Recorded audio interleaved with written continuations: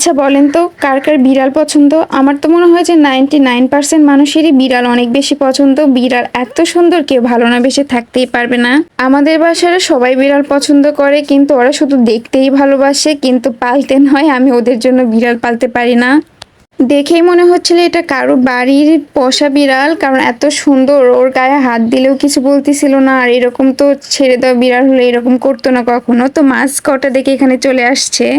আমি ছোট মাছগুলো বেছে বেছে ওকে খেতে দিচ্ছিলাম। আসসালামু আলাইকুম ভিউয়ার্স, কি অবস্থা সবাই, কেমন আছেন? আশা করি সবাই ভালো আছেন, আমিও ভালো আছি। তো ঘুম থেকে উঠে সকালে যতগুলো কাজ ছিল সবগুলো কাজ বাজ সেরে বাইরে হাঁটতেছিলাম আর এদিকে ব্রাশ করে নিচ্ছিলাম। অল্প একটু পরেই মা বাজার থেকে চলে আসলো। মা এগুলো ছোট মাছ নিয়ে আসছে, বড় মাছও নিয়ে আসছে।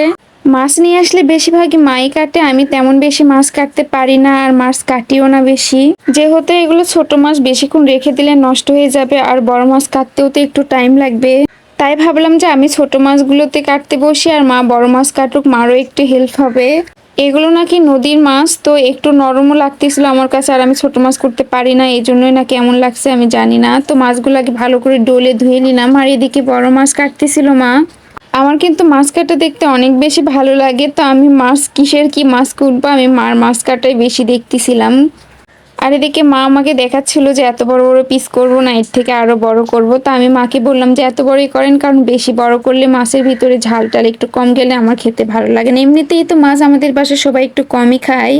মাছ কাটার ভিতর সবচেয়ে মাছের মাথাটা কাটাই মনে হয় যে সবচেয়ে বেশি কঠিন। আমার তো অনেক বেশি কঠিন লাগে, তারপরে আমার বড় মাছ করতে মন চায়, আমি করতে পারিও কিন্তু কুটি না ভয়েতে।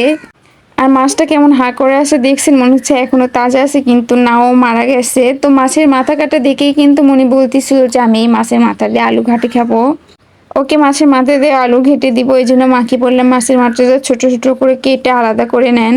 মাছের মাথাটা মা কেটে আলাদা আলাদা করে নিবে, ছোট ছোট পিস করে নিবে, ঘাটতে ভালো হবে। আর এই যে মাছের যে কলসাটা, এটা কিন্তু সাব্বির অনেক বেশি পছন্দ করে, ও মাছ খেতে চায় না। পেটি আর এই কলসাটা হলে একটু মুখে দিবে তাও।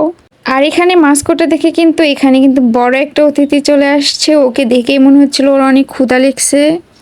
ওর মুখ চোখ দেখেই বোঝা যাচ্ছিল যে ও খাবে। মনে ওকে ডাকতেছিল কাছে, ও এত সুন্দর, ওর গায়ে হাত দিয়ে বুলিয়ে দিলেও কিছু বলতেছিল না।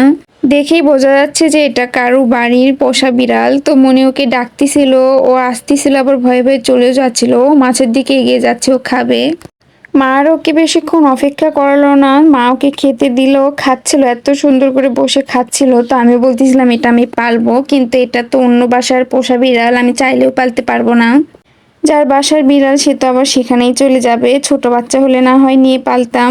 বিড়ালের সাথে দুষ্টুমি করতে করতে মার কিন্তু এদিকে মাছ কটা শেষ, আমার কিন্তু মাছ কটা শেষে হয়নি। মা মাছ ধুয়ে নিচ্ছিল আর আমি কয়েকটা কুটেছি।